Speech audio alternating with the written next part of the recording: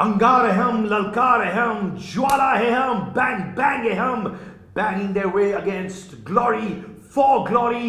हमारे पास है फैजू, ताली आज बजाओगे कल बजाओगे, come on, and रूही, अंगार, come on, ऐसे अंगार। यार मैं बोल रहा हूँ यार, बैंग बैंग से जहन में आता है ऋतिक रोशन, कतरीना कैफ, और मेरे पास मेरा भाई है फैजू, मेरे पास है मेरी बहन नहीं स्मार्ट हो बेटा, एंड बहुत स्मार्ट हूं मैं, रूही। क्या ये दिल और जहन में हाथ कांपते जब लोग बोलते हैं यार ये तो डायरेक्ट फैजू, ऋतिक, रूही, कतरीना, प्रेशर डालता है मेरे भाई दिल से? दिल से प्रेशर किस चीज का? कंपैरिजन। आई थिंक एक बहुत बड़ा कॉम्प्लीमेंट है द फैक्ट दैट ये कटरीना और ऋतिक इतने बड़े स्टार्स हैं, इतने अकॉम्प्लिश्ड और इतने टैलेंटेड लोगों के साथ कंपेयर होना is a very big compliment, and hopefully one day we'll also get there. और मैं दिल खोल के बोलूँगा हाँ ये सही है। क्या बात है। पर मुझे अच्छा लगा ट्रेलर, आई शपथ, और मैं दिल से कहता हूं तो इसलिए तालियां हो जाए। I love it, I love it, I love it. Roohi मुझे बताओ, तुम गणित में बहुत अच्छी हो, मैथमेटिक्स में बहुत अच्छी हो, तुम्हारी हेयर स्टाइलिस्ट ने मुझे अभी भी बोला था, कितनी बार फैजू ने अपना शर्ट उतारा है? तुम काउंट कर रही थी कि देख रही थी? गिन रही है, 1 2 3 4, यहाँ पे भी काफी बार शर्ट उतारा है फैजू ने इसमें। गौर से देखो दोस्तों, रूही ने कहा है आधे शो में शर्ट उतारा है। For the girls and boys it's a dream site, right कि नहीं? है ना? तो आपने अभी तक आंसर नहीं किया। आप डिस्ट्रैक्टेड फील कर रही थी कि जब भाई साहब शर्ट उतार रहे थे, भैया माने बॉडी अच्छी है ऐसे। हाँ, आदि इन्होंने शो में शर्ट उतारी है, after point you stop getting distracted, वो एक पार्ट ऑफ द वो एनवायरनमेंट हो जाता है। बट आई रियली अप्रिशिएट कि उन्होंने इतनी मेहनत करके और इतने डेडिकेशन के साथ वो एब्स बनाए, and I was thinking about my own abs actually. ऐसा क्या? लाइक मेरी टर्न कब आएगी जब मैं भी अपने एब्स रॉक हार्ड दिखा सकूं? तो आई मैंने पर एक बार धक धक हुआ कि नहीं? बैंग बैंग अंदर हुआ कि नहीं? धक धक वाली फीलिंग आएगी नहीं भाई को देखकर विदाउट शर्ट? सारी लड़कियों को आती है। I think Faizu is a very handsome boy और आनी भी चाहिए। He is our hero. Thank you. क्या बात है भाई, मुबारक हो। ऐसे ही हीरो तो हीरो जैसे होने चाहिए, जैसे कि हमारा फैजू। पर you know one and only Faizu. Faizu एक फैजू स्क्वाड, मजा आ गया। दोनों ने एक ही पहना हुआ है, ब्रदर स्क्वाड, ब्रदर स्क्वाड। तो फैजू स्क्वाड की बात करें तो इंस्टाग्राम पे जो मेरा हैशटैग है फैजू स्क्वाड, वो 1.5 मिलियन होने वाला है। मतलब उस पे 1.5 मिलियन पोस्ट हो गए। फैजू स्क्वाड। फैजू, तुम्हारा करियर ग्राफ इसलिए है क्योंकि मैंने सुना है और मैं जानता हूं कि तुम जमीन से जुड़े हुए इंसान हो, राइट? ये जमीन से जुड़े हुए इंसान से क्या होता है, जब आदमी सुपरस्टार भी होता है, कुछ लोग हैं जो अभी तक तुमको सुपरस्टार नहीं मानते, हालांकि हम सब मानते हैं, क्योंकि ये इसलिए होता है क्योंकि तुम जमीन से जुड़े हो, उससे आए हो। क्या तुम्हें लगता है? नहीं, ऐसा तो नहीं है। जो लोग नहीं मानते हो मानेंगे इंशाल्लाह आगे चल के। पर जब देखते हो यहां तक पहुंचते हो, वो जो फ्लैशबैक होता है जिंदगी का, हाँ, क्या क्या आता है तुम्हारे ज़हन? बहुत सारी चीज़ें आती है। जैसे कि मैंने अभी तक कोई इंटरव्यू में बोला नहीं हूँ, मैं बोल रहा हूँ आज। रूही, मैंने तुम्हें भी नहीं बताया कि एक बार है ना, मैं तो सेल्समैन था, मैंने 3.5 ईयर्स पूरा सेल्समैन में निकाल दिया। तो मतलब कॉलेज भी जाता था, सेल्समैन भी था, और शाम में जिम भी होती थी, तो टाइम ही नहीं मिलता था खुद को देने के लिए, खुद को सोचने के लिए टाइम नहीं रहता था। तो जब मैं घर से, जब मैं अपनी शॉप तक का जाता था ना, तो 2 या 2.5 साल हो गया था कंटिन्यू जाते जाते। तो एक बार है ना, मैं रोते रोते शॉप गया था। तो वो आज मैं सोचता हूँ ना, तो बहुत मतलब बहुत प्राउड फील करता हूँ खुद में ही। मतलब मैंने किसी को बात बताया नहीं हूँ, आज मैं बता रहा हूँ कि खुद में बहुत प्राउड फील करता हूँ मैं। और रोते रोते क्यों जा रहे थे भाई? क्योंकि मुझे समझ में नहीं आ रहा था कि मैं मेरी लाइफ में करूँ क्या मैं पढ़ाई कर लूँ, या तो मैं काम कर लूँ, या तो मैं जिम कर लूँ, या तो मैं सोच रहा था बीच में कि मैं जिम का ट्रेनर बन जाऊँ। ये बताओ, जो जमीन से जुड़े लोग हैं। Oh my God, I just feel so like, you know, एक और स्टोरी है फैजू की, मैं बताऊँ? ये अरे यार, इसके आंखों में आंसू आ गए यार। एक्चुअली क्या होता है ना, I just am very emotional. Faizu की जो पूरी ग्राफ रहा है, I think it's amazing. I think क्योंकि मैं कुछ unnecessarily रो रही हूँ, but yeah, I remember you used to work at a deodorant store. And I still remember इनसे इनके हाथ से एक बॉटल टूट गई थी परफ्यूम की and then he was remove from the job, इनको जॉब से निकाल दिया गया था एंड आज फैजू का खुद का एक डिओड्रेंट ब्रांड है. I am so proud of that. That's lovely. देखो एक चीज़ मैंने नोटिस किया है, तुम दोनों का एक इमोशनल कनेक्ट भी है. इनके आंखों में अभी भी आंसू आए हैं, बट यू नो इट्स भाई कोई बात नहीं. सुनो सुनो फैजू, अभी मैं तुमसे पूछता हूँ मुद्दे की बात.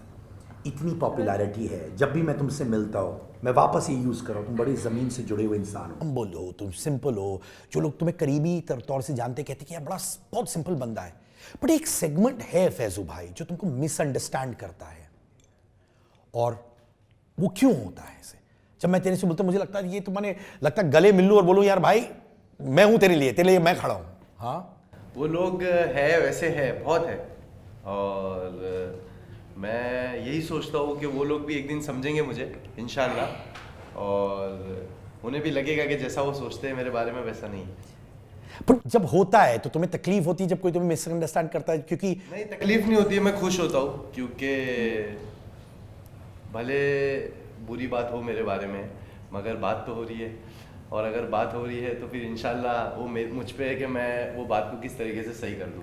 तो अच्छा है कि मेरे को और अच्छी और नई ऑडियंस मिलेगी. तो मैं वो है कि मतलब मेरा फोकस और इंटेंशन यही है कि जो लोग मेरे बारे में नेगेटिव बोलते हैं या सोचते हैं या बातें करते हैं वो मैं इंशाल्लाह उनको खुद से पॉजिटिव कर दूंगा. क्या बात है, क्या बात. पर डिस्टर्ब नहीं करता बिल्कुल? हाँ कि कभी करता था ये? हाँ करता था, पहले बहुत करता था, क्योंकि मुझे अब सबके लिए ये चीज़ नहीं होती है अगर जो इसमें आते हैं. मगर डिस्टर्ब तो मैं बहुत हुआ हूँ, खुद में हुआ हूँ, अकेले रह के मतलब मैं रोया भी बहुत हूँ मैसेजेस में, कमेंट्स में कि मतलब ऐसे तू ऐसा है तू वैसा है, बहुत सारी चीज़ें, बहुत सारी बातें. मगर मैं यही एक चीज़ अपना विजन अपना सेट करके रखा हूँ कि जो लोग ऐसा सोचते हैं इंशाल्लाह उनको भी मैं एक दिन प्रूव करके दिखाऊंगा, और जो सोचते हो गलत सोचते हैं. मैं एक चीज़ बोलूँ फैजू, जब तुमने अपने रोने की बात कही, एक इंसान जो खुल के ऐसे बात बोल रहा है मुझसे, और पहली बार तुमने बोला, so I thank you for it मेरे भाई. रूही भी इमोशनल हो गई, तुम्हारे भी आंखों में आ गए emotions. You also got teary eyed, she got teary eyed. मुझे बताओ तुम दोनों के बीच में क्या कनेक्शन है भाई? What is that connection? ऐसा है कनेक्शन दोस्ती वाला, या कहीं कहीं रूही बोलती है यार इससे तो प्यार हो जाएगा मुझे? Let me answer that. So basically, more than anything, I don't think कि किसी भी एक you know friendship को या relationship को या किसी तरीके की एक understanding, मुझे लगता है कुछ लोग इतने प्योर होते हैं, and I do feel that some people आप उनसे बस मिलते हो and you know you just understand them, आप उनको समझ पाते हो. So Faizu and I we understand each other, हम काम भी साथ में करते हैं, सो हमें बड़ा साथ में एक बहुत पॉजिटिविटी का माहौल होता है, and I definitely connect with him on a very different level, and I understand him as a human being, and I have a lot of respect for him as a human being. So of course we are good friends. But और एक को-एक्टर और को-एक्ट्रेस के साथ में comfort zone की जो बात करते हैं हम, कभी एक कोई नया प्रोजेक्ट स्टार्ट करते हैं या कोई नई चीज़ में हम जाते हैं तो एक वाइब आती है कि मतलब इसके साथ में अगर हमारा प्रोजेक्ट है तो वो कंफर्ट जोन बनेगा नहीं बनेगा, कैसा लगेगा. मतलब मैं तो ऐसा बंदा हूँ कि मैं शूट होने से 2-2.5 घंटा पहले तक इतना नर्वस रहता हूँ कि मैं क्या बात करूँगा, मैं कैसे शूट स्टार्ट करूँगा, क्या मैं वो जोन में आ पाऊँगा. क्योंकि मुझे ऐसा लगता है कि मतलब मुझे वो जोन में अगर मैं एक बार आ गया तो मुझे जो मेरा एक्टिंग का देना है वो मैं 100% दे सकता हूँ साथ में.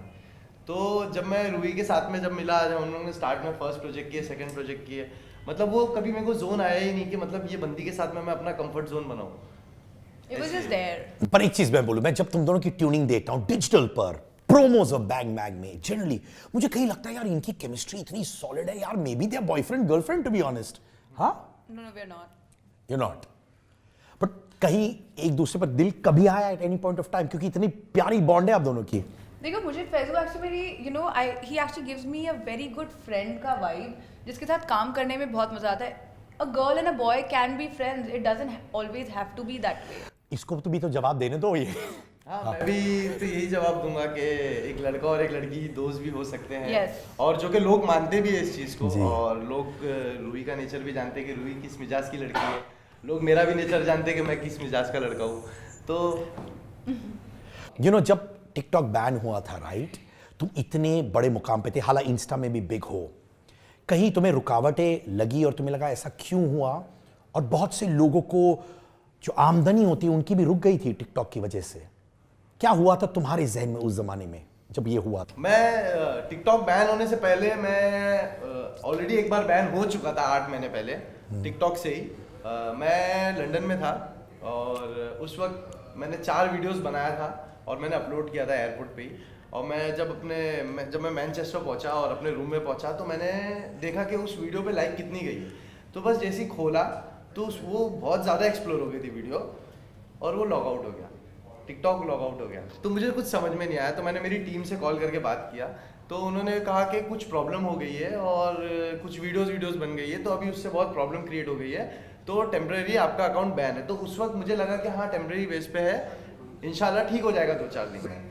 1 हफ्ता हो गया, मैं तो भी लंदन में था और फिर मैंने अपडेट लिया तो मुझे यही कहा गया कि मतलब अकाउंट अभी तक आया नहीं है। उस वक्त मुझे बहुत झटका लगा, मुझे बहुत डर लगा, क्योंकि मेरे फॉलोअर्स 21 मिलियन फॉलोअर्स थे तभी और मैं इंडिया में ऑन टॉप पे था और वर्ल्ड में 3rd नंबर पे था टिकटॉक पे। तो जो बंदा अगर वर्ल्ड में 3rd नंबर पे है और इंडिया में ऑन टॉप पे है और उसकी अकाउंट ऐसी अचानक से बैन हो जाए तो मतलब एक झटका लग जाता है कि यार ये कैसे हो गया। तो उस वक्त मुझे बहुत डर लगा कि अब क्या होगा, मतलब क्या मेरा अकाउंट वापस कभी आएगा, और बहुत सारी चीज़ें और बहुत सारी बातें मेरे दिमाग में चल रही थी। मैं रात भर सोया नहीं, ख्याली पुलाव बनाते गया मैं कि क्या होगा अब क्या नहीं होगा, मगर इंशाल्लाह जो होता है अच्छे के लिए होता है। और इंस्टाग्राम पे बहुत अच्छा मेरा मतलब फॉलोअर्स बहुत अच्छे अपग्रेड हुए। और उस वक्त जब मेरे फॉलोअर्स थे, जब मेरा अकाउंट बैन हुआ था तो मेरे फॉलोअर्स कुछ 7.5 या 7.3 मिलियन थे। आज 8 या 9 महीना हो गया और अल्हम्दुलिल्लाह मेरे फॉलोअर्स 15.9 मिलियन है, जल्दी 16 मिलियन भी हो जाएंगे। चलो बोलो, अंगार अंगार।